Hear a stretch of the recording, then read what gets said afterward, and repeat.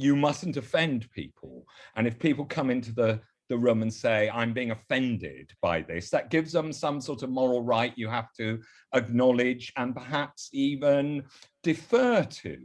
And, you know, that way madness lies, I think. And we see what that can lead to, because, you know, one person's playful use of narrative is another person's deep offense. Well, a person can feel the offense. You've got a right to feel offended, but nothing more than that.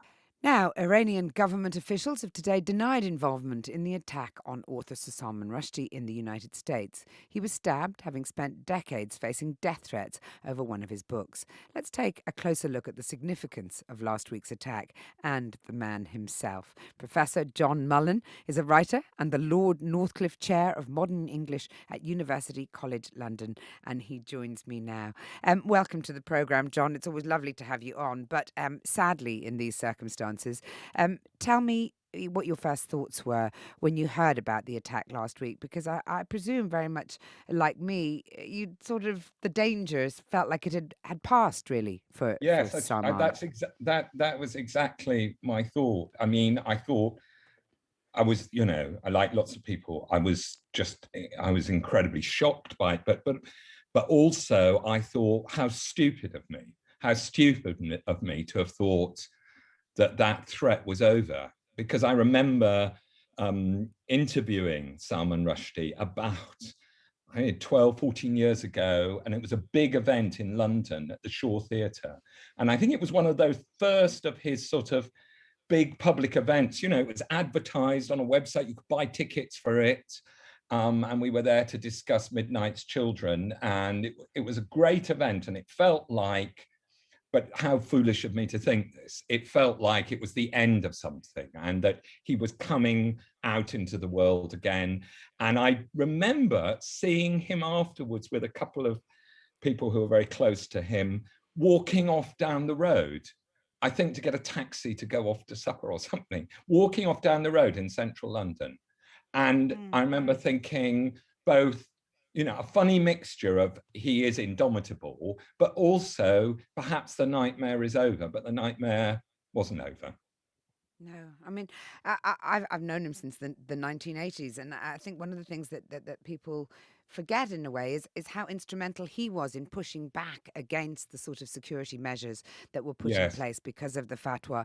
You know, there was a lot of resentment during those years when taxpayers were paying for his security detachment, but actually he was the one who really wanted to live without it.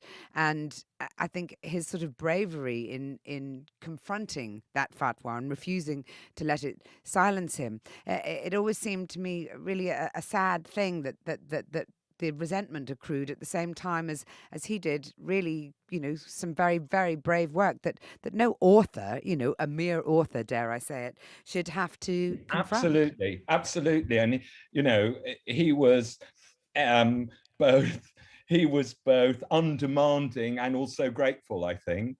And if you read his memoir, that comes across very strongly to the, you know, to the British state and to those who supported him.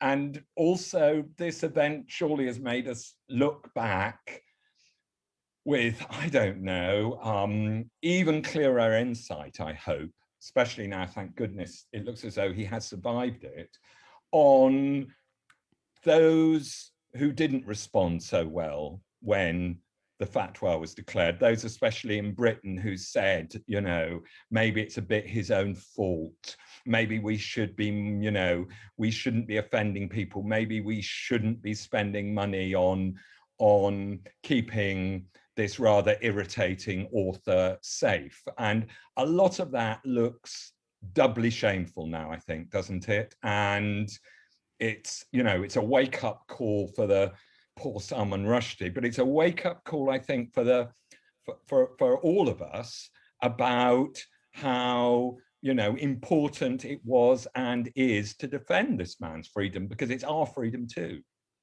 It's interesting you say that, because I was going to bring the word wake up, or the phrase wake up call, into the conversation now, in terms of, the perhaps slight laconic nature with which we've confronted the whole sort of burgeoning cancellation culture around us, because this is very much about, the fact that people need to be free to say whatever they think.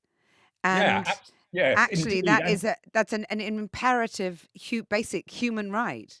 Yes, and I think, as you say, Mariella, perhaps it can concentrate the mind on a word that in our, I and my colleagues in our pedantic academic way try and get our students to think about a bit more clearly, the word offensive.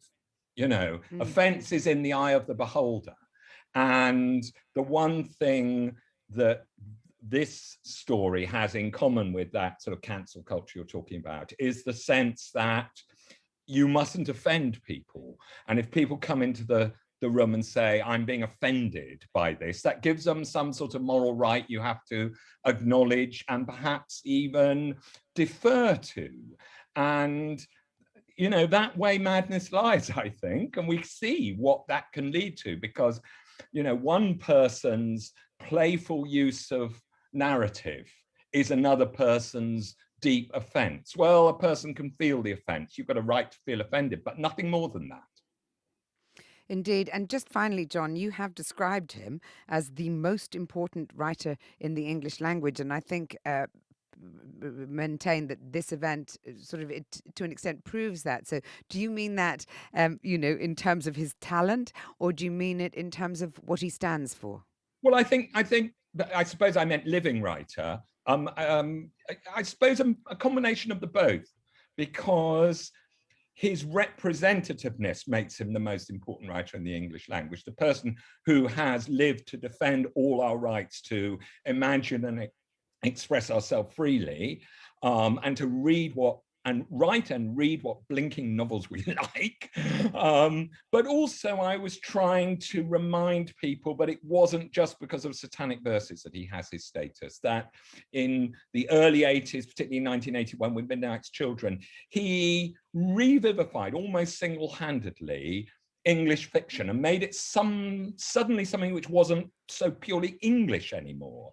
And it's that wonderful sort of adulteration of language and culture that meets different cultures, that meets in his fiction, which was such a shot in the arm for literature, that makes him sort of doubly important, I think.